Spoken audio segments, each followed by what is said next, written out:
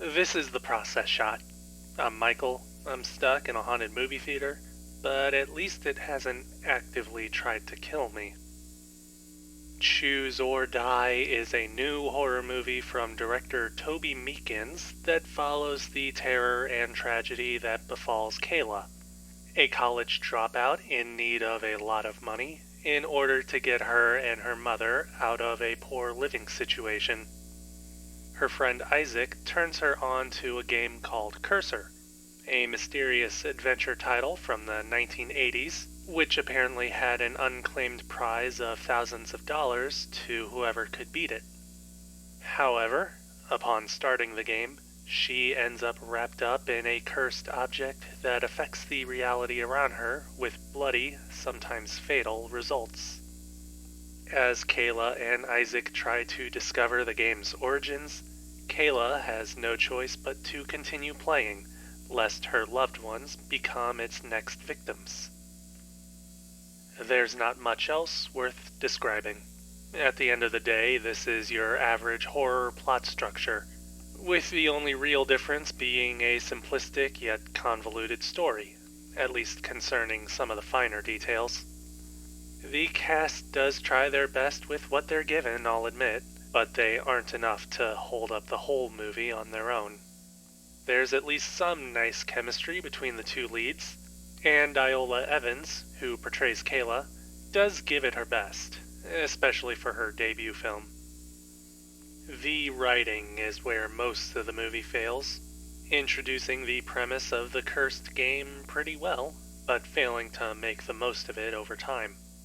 Once it gets through all the usual horror cliches and plot points, it tries to pretend that it has deeper meaning by criticizing the 1980s and the reverence it's been given decades down the road, but it hardly tries anything at all. It's not something built up over the course of the film either, with the 1980s technology just being used as setup for the film's slasher element and ignoring any other opportunities for subtext.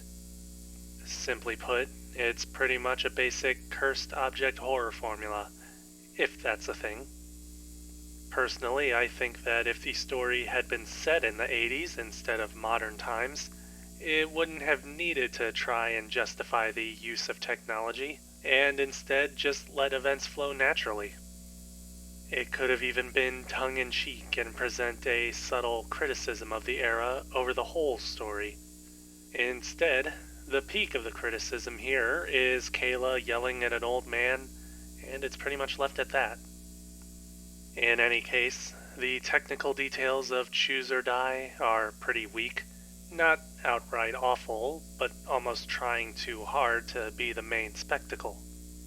It's pretty clear that the movie was designed around major plot points, more specifically the major scares, with an obvious difference in pacing and tone in those scenes versus everything else. Most of the movie is pretty bland and boring, almost filming things as they happen instead of trying to maintain the tension or momentum of a previous scene.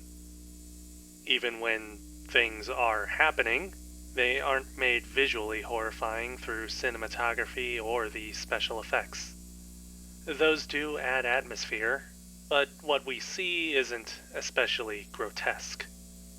It's more through the audio that this sort of horror happens, including a few instances of the usual fallback of loud noises and screams, so it's pretty much just jump scares, I guess.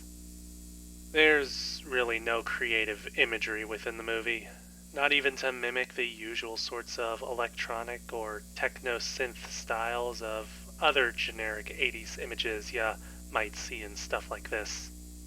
All in all, what we get here is basically just a cheap horror movie built around its kills and concept more than trying to follow a better crafted storyline.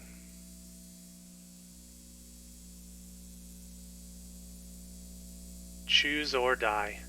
Toby Meakins, 2022. 1 star.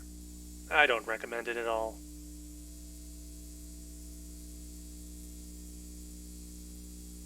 That's it for me. If you like this review, leave a like.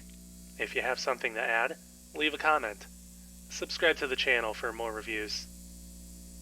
I mean, really, the movie doesn't even have to go out of its way to cling to 80s technology and aesthetics, but it does, and I hate it.